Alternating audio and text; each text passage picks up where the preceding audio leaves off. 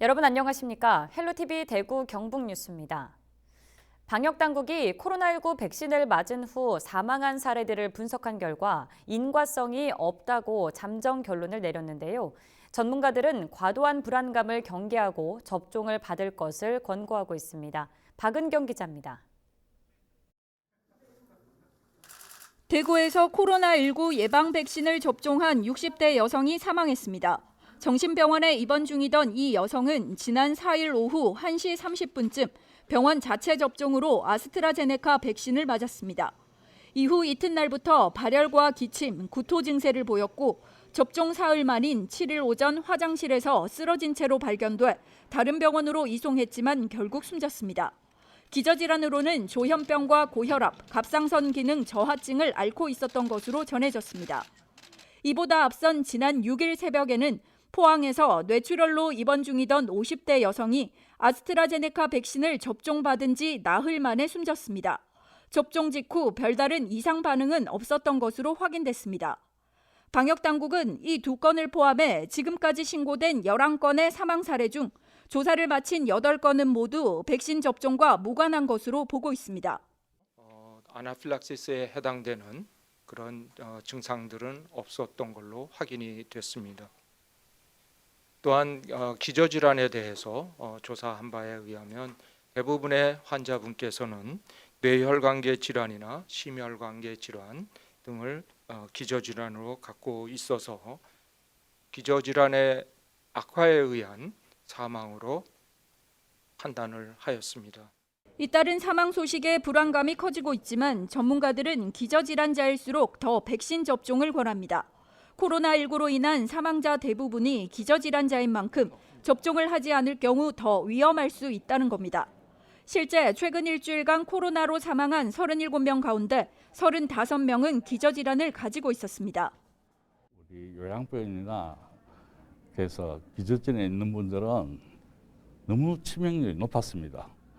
그렇게 비해 갖고 우리 백신을 맞음으로 인해서 그런 기저질환에 있는 분들이 조금이라도 더 낫기 때문에 빨리 회복되는데 도움이 되지. 각 시군에서도 현장 상황을 점검하며 예방접종에 속도를 내고 있습니다. 경주와 포항, 청도 등 일부 지역은 우선 접종 대상자 가운데 절반 이상이 1차 접종을 마쳤습니다.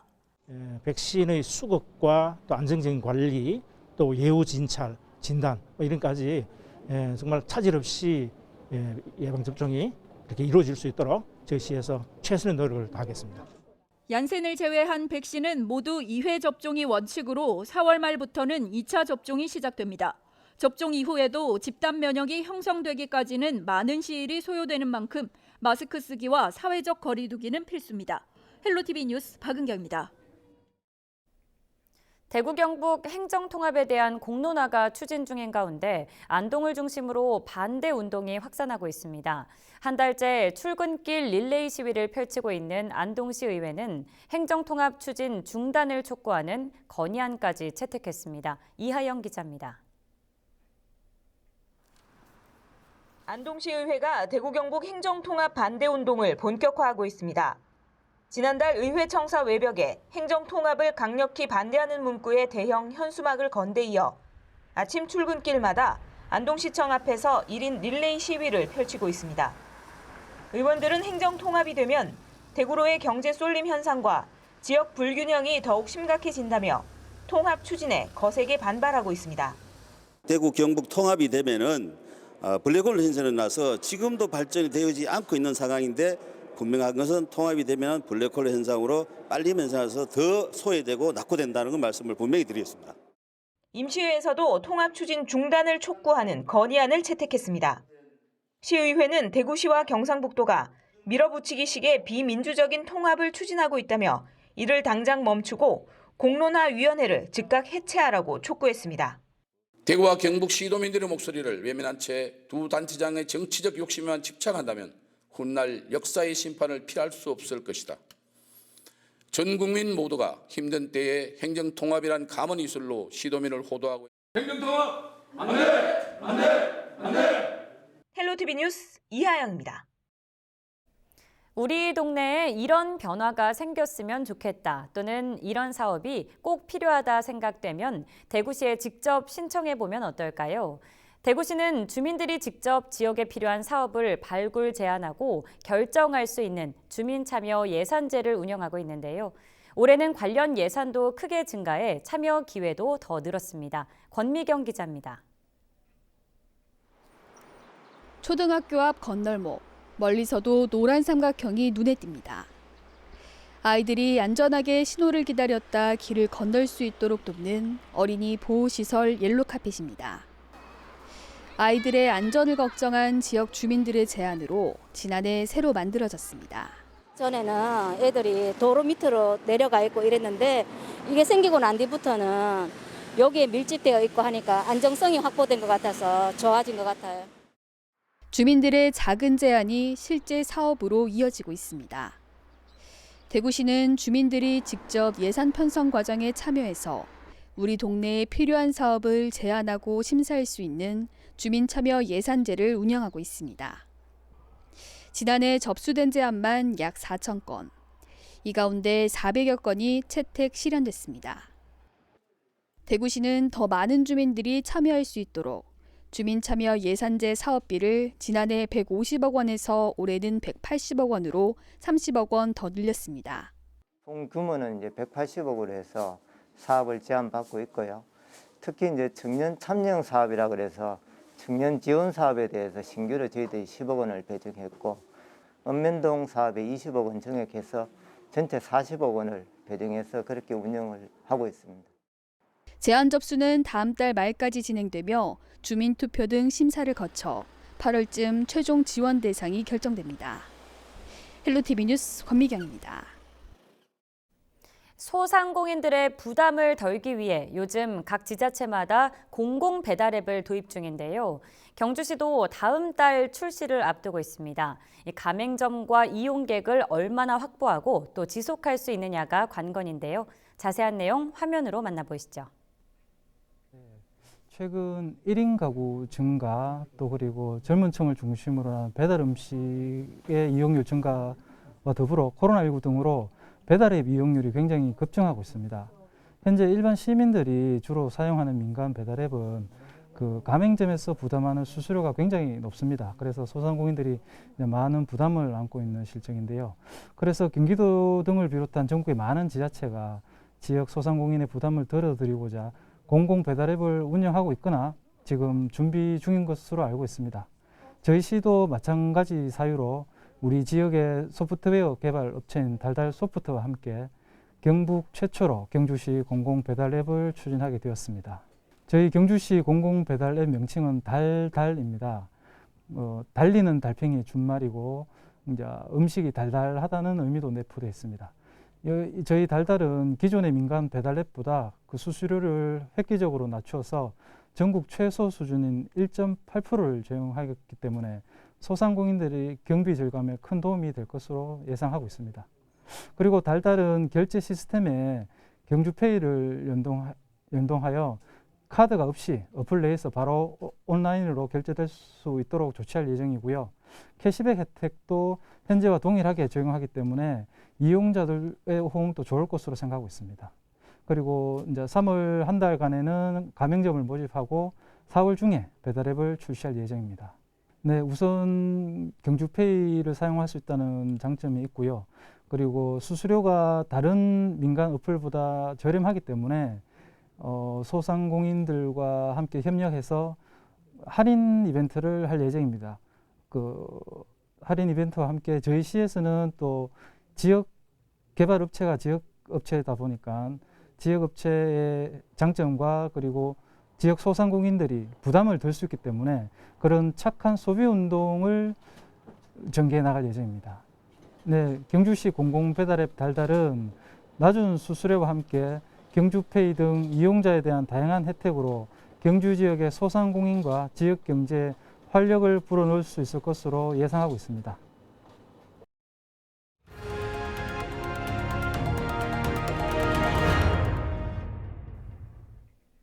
지역 주요 대학들에서 신입생 정원 미달 사태가 빚어졌습니다.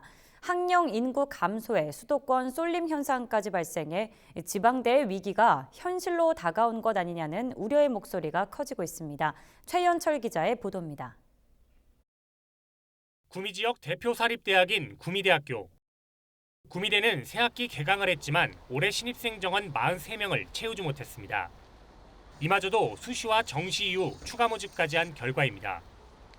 해마다 신입생 등록률 100%를 기록했지만 올해는 2.9%포인트 떨어지며 정원 미달을 피하지 못했습니다. 이 같은 미달 사태는 우리 지역 내 다른 사립대학도 마찬가지입니다. 경운대학교 역시 올해 정원 1,184명 가운데 1,165명이 등록해 19명이 미달했습니다. 김천에 있는 김천대와 경북보건대도 신입생 모집에 어려움을 겪기는 마찬가지입니다. 김천대는 정원 691명 가운데 672명이 등록해 19명이 미달했고 경북보건대 역시 정원 357명 중 323명만 등록해 3개 학과에서 34명이 정원을 채우지 못했습니다. 이 같은 미달 사태의 가장 큰 원인은 학력 인구 감소로 분석됩니다. 이번 대학 입시에서 모집 인원은 55만 5천 명으로 수능 응시 인원보다 6만 명이나 많았습니다. 이와 함께 수도권 대학 쏠림 현상도 원인으로 꼽히고 있습니다. 원인은 여러 가지가 있겠습니다만은 첫 번째는 학령 인구가 감소했고요. 두 번째는 수험생들의 수도권 지향이 가장 큰 원인이라고 생각됩니다. 한편 대입 자원은 해마다 계속 감속해 내년에는 미달 인원이 올해를 훌쩍 넘을 것으로 보여 지방대학의 위기감이 커지고 있습니다. HCN 뉴스 최현철입니다. 최근 5년간 경북이 골든타임 안에 화재 현장에 도착한 경우는 40% 정도로 전국 최저 수준입니다. 넓은 면적이 가장 큰 원인으로 꼽히는데요. 이를 해결하기 위해 경북도 내 최초로 경주에 긴급 차량 우선 신호 시스템이 도입됐습니다. 박은경 기자가 취재했습니다. 신고와 동시에 급하게 출동하는 구급차. 재난 현장까지 한 번도 정지 신호에 걸리지 않습니다. 출동 경로에 따라 자동으로 교통 신호를 녹색 상태로 유지시켜주는 긴급 차량 우선 신호 시스템 덕분입니다. 스마트폰에 설치된 이른바 골든타임 앱에서 목적지를 선택하면 GPS 추적을 통해 차량 진행 방향의 신호를 통행 가능한 상태 그대로 붙잡아두는 겁니다. 신호가 바로 출동하면서 다 변하니까 현장구 운행 시간이 약 50% 정도 단축됐습니다. 그 출동 노선 지정했는 구간에 대해서 그러다 보니까 그 위급한 화재라든지 구조 현장에 현장 도착해갖고 그 시민의 생명과 재산을 살리는 그런 데서 많은 도움이 되고 있고. 경북에서 긴급 차량 우선 신호 시스템이 구축된 곳은 경주 시내 17개 구간으로 전국에서 가장 많습니다. 연중 관광객으로 상습 정체를 빚는 데다 주요 문화재가 많은 지역 특성을 고려한 조치입니다. 최근 2달간 시범 운영 결과 평균 도착 시간은 52% 줄었습니다. 기존 출동 시간이 골든타임을 넘긴 10분이라면 4분 50초 정도로 단축돼 더 신속한 대응이 가능해졌습니다. 불가피한 신호 위반으로 발생할 수 있는 교통사고에 대한 위험 부담을 크게 줄인 것도 장점입니다. 이제 구급 같은 경우는 이제 심정지 현장 같은 경우에는 그것도 마찬가지로 1, 2분이 마찬가지로 중요한 상황인데 이제 차량이 막히거나 이제 신호가 빨간불 때문에 이제 신속하게 출동을 못하게 되면은 환자를 이제 소생시킬 수 있는 확률도 이제 좀 낮아지는 경향. 최근 5년간 경북이 골든타임 안에 화재 현장에 도착한 경우는 40%, 10번 중 4번에 불과합니다. 전문가들은 긴급 차량 우선 신호 시스템 같은 기술과 함께 자발적인 양보 운전 등 성숙한 시민 의식도 병행돼야 한다고 지적합니다. 헬로티비 뉴스 박은경입니다. 경북 영양군이 열악한 도로 여건 때문에 육지 속의 교통섬이라는 낙후된 이미지를 벗어나지 못하고 있습니다. 인구도 적고 교통 수요도 적다는 이유로 도로 확포장 사업이 우선순위에서 제외되면서 주민들만 서름을 겪고 있습니다. 이하영 기자입니다. 전국에서 유일하게 고속도로와 4차로, 철로가 없는 영양군. 모든 도로가 편도 1차로인데다 낙석과 구분도로 등 열악한 교통 환경 탓에 지역 주민들이 수십 년째 불편을 겪고 있습니다. 제일 불편한 거는 일단 보시다시피 2차선인데 길이 너무 꼬불꼬불하고 바쁠적에는 뭐 트랙터나 농기계 같은 게 앞에 막아버리면은 2차선에는 어떻게 방법이 없어요. 뭐 비키지도 못하고 그렇기 때문에 우리가 여기 사는 동안에는 젊은 아들도 그렇고 길만 조금 다른 건 안 바랬고 좀 넓게 잘해 주셨으면 고맙겠어요. 10여 년 전부터 남북 6축 고속도로 건설을 촉구해 왔지만 인구가 적고 경제성이 없다는 논리로 국토종합계획에는 반영조차 되지 못했습니다. 남북 6축 고속도로 건설 촉구에 대한 도의사를 비롯한 경상북도의 답변은 적극적인 노력을 하겠다 또는 건의 수준에 그치고 있습니다.